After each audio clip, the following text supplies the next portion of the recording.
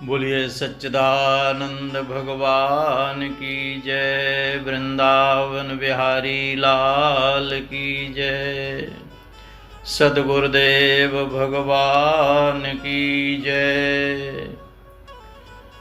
स्थूल शरीर को सभी जानते हैं, लेकिन इसके अंदर जो सूक्ष्म शरीर है, इसका अनुभव कोई योगी ही कर पाता है, कोई भक्त ही कर पाता है, कोई संत ही कर पाता है। स्थूल शरीर तो दिखाई पड़ता है, लेकिन सूक्ष्म शरीर उसका तो ध्यान के द्वारा अनुभव किया जाता है। इसी तरह स्थूल ब्रज तो सभी देखते हैं, लेकिन सूक्ष्म चिन्मय ब्रज का तो किसी पूर्ण समर्पित चेतना को ही अनुभव होता है। स्थूल ब्रज में तो स्थूल व्यक्तित्व भी प्रवेश पा लेता है, लेकिन चिन्मय ब्रज में तो चिन्मय की कृपा से प्रवेश होता है, और वह चिन्मय चेतनाएं हैं, गोपिकाएं। आपको पता ही है कि प्रभु की चिन्मय नित्य लीला में भगवान शिव को भी प्रवेश न मिला। रोक दिया भोले बाबा को गोपी ने। इस नित्य चिन्मय लीला में पुरुष भाव का प्रवेश नहीं है।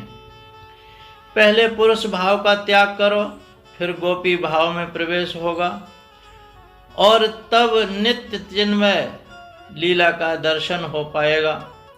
पुरुष भाव का अर्थ है विशुद्ध मैं के साथ तादात्म्य, और यह विशुद्ध मैं भी गोपी भाव का आवरण है, सूक्ष्म अहम का अणु है, गोपी भाव का अवरोध है। मैं शरीर हूँ, मैं सुंदर हूँ, मैं ब्राह्मण हूँ, मैं पदाधिकारी हूँ, मैं विद्वान हूँ इत्यादि।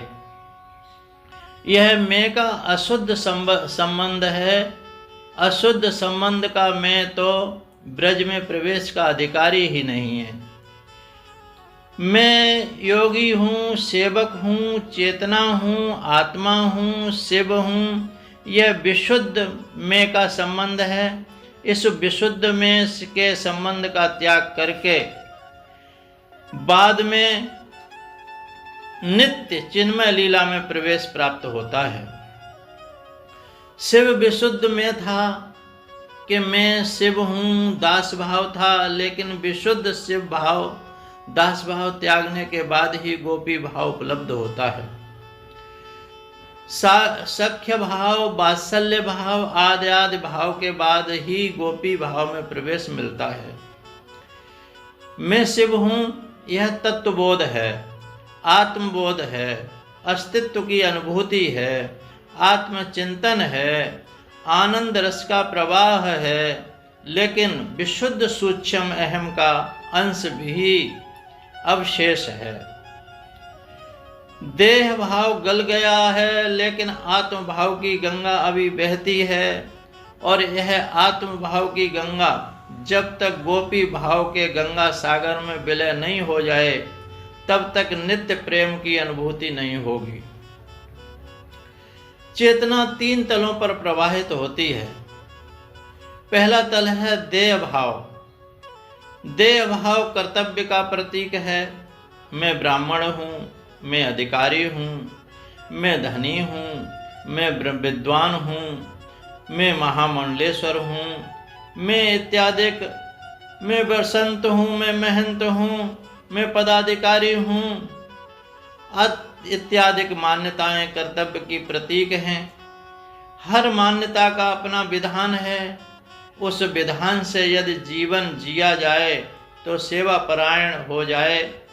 जो भी शक्ति संपदा शासन मिला है, देश या प्रभु के नाते सेवा में उसका सदुपयोग हो।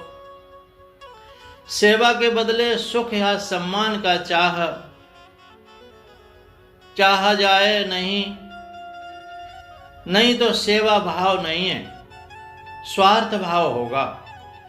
स्वार्थ भाव वाला व्यक्ति तो गोपी भाव की कल्पना ही नहीं कर सकता। क्या आप नहीं देखते किस तरह लोग गोपी भाव पर चीटाकसी करते हैं? वे उन्हें साधारण स्त्री और भगवान कृष्ण को साधारण पुरुष मानकर खिल्ली उड़ाते हैं। यह उनका दोष नहीं है, स्वार्थ भाव का प्रभाव है। स्वार्थ भाव सुख लोलुपता के दलदल में धकेल देता है। सुख लोलुपता का चश्मा जिसकी आंखों पर चढ़ा है उसे हर जगह विषय के बादल घूमते नजर आते हैं। वह राम श्याम का भक्त नहीं, काम का भक्त होता है। उसे हर जगह काम का ही दर्शन होता है। कर्तव्य पालन की सीढ़ी पार करते ही व्यक्ति देह भाव से छूट जाता है। फिर आता है बोध का आंगन, तत्व चिंतन साम्राज्य, जिसमें चेतना आत्मभाव के आनंद का रसपान करती है। इसमें चेतना यदि डूब गई तो भी गोपी भाव में प्रवेश नहीं हो पाएगा। यह स्वात्म रस है, इसे भी पार करना पड़ेगा। उद्धव आत्मभाव का रस पीने वाले ज्ञानी महापुरुष थे। वे अपने आप में निमग्न थे, लेकिन जब गोपियों का संग किया तो प्रज्ञा प्रेम में परिणत हो गई। अहम ब्रह्मास्मि का अति सूक्ष्म विशुद्ध अहम का अणु प्रीति में गल गया। उद्धव का प्रवेश गोपी भाव में हो गया। अभी तक उद्धव आनंद का रस अपने में पान करते थे, अब उद्धव प्रीति में डूब गए। जब कड़ कड़ में अस्तित्व कृष्ण की दिव्य प्रीति की वर्षा होने लगी, आत्म भाव के बाद आता है गोपी भाव। चेतना की नाव पहले बंधी थी देह भाव से, जो कर्तव्य पालन का प्रतीक था।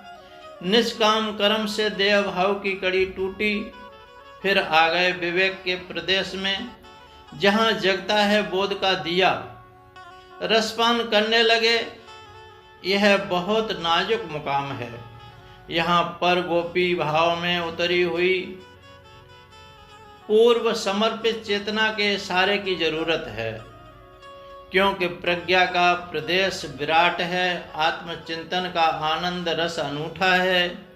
इससे छलांग लगाने का साहस स्वयं करना अति दुष्कर है।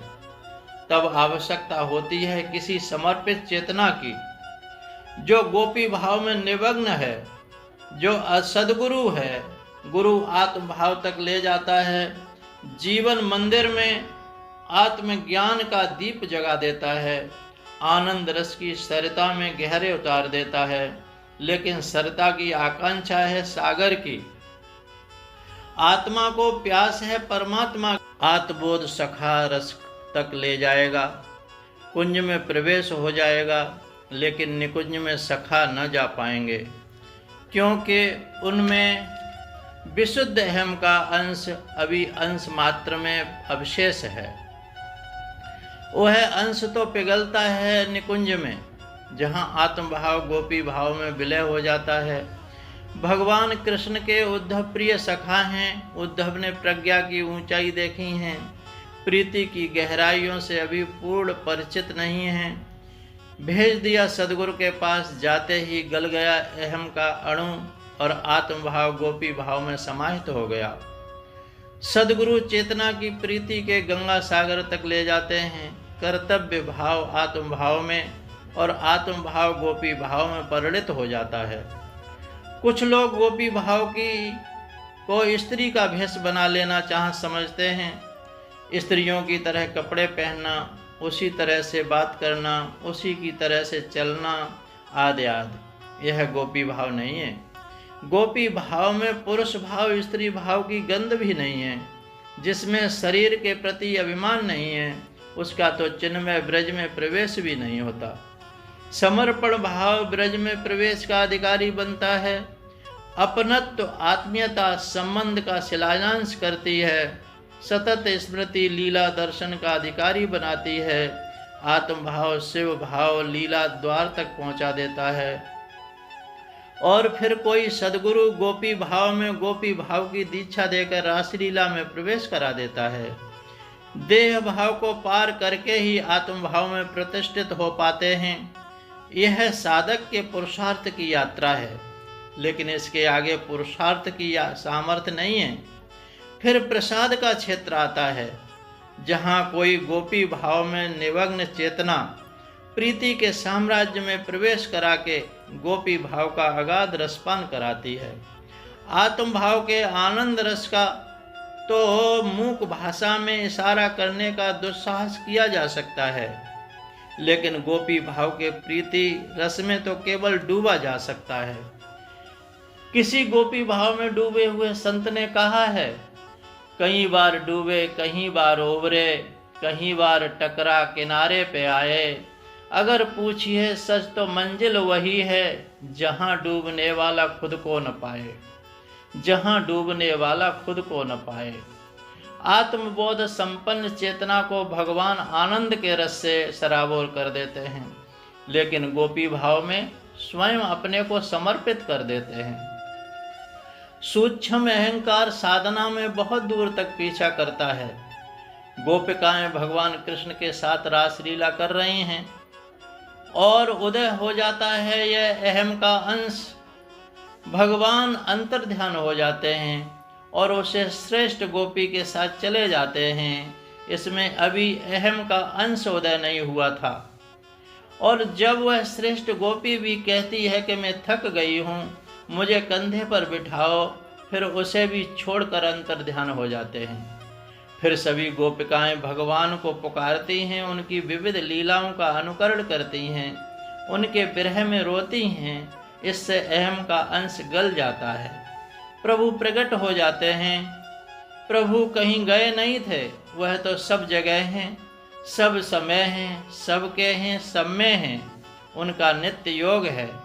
अहम का अंश पर्दा बन जाता है। पुकार, पश्चाताप, उनकी लीलाओं का अनुकरण, विरह का ताप, आंसुओं की धार अहम अंश को मिटा डालती है। उसके मिटते ही गोपी भाव उतर आता है और साक्षात्कार हो जाता है। फिर क्या, फिर तो नित्य रस रास में निमग्न हो जाती हैं। समर्पित चेतनाएं, गोपिकाएं और उनके नित्य प्राप्त प्रीतम भी श्री कृष्ण फिर रासलीला में निमग्न हो जाते हैं, आनंद में डूब जाते हैं, चेतनाएं सागर में मिल जाती हैं। हरिओम तत्सत, हरिओम तत्सत, तत्सत, हरिओम तत्सत। सोहम सोहम सोहम। बोलिए सद्गुरुदेव भगवान की जय।